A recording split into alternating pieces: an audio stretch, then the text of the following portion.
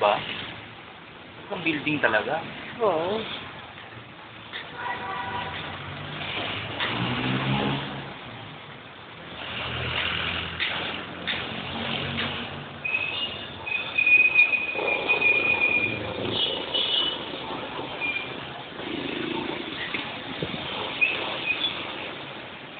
Malinaw ba? Malinaw.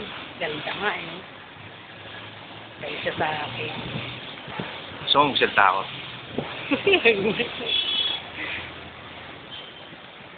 Nakatutunan lang yun, may Santansora, ang nasaan ang isa pang gusali na itinayo ni Francis Calin sa pamamagitan ng kanyang pangungurakot, pandaraya, pandarambong sa mga taong walang kinalaman, mga inosente na pinangahuan na magtatrabaho sa London. Puno.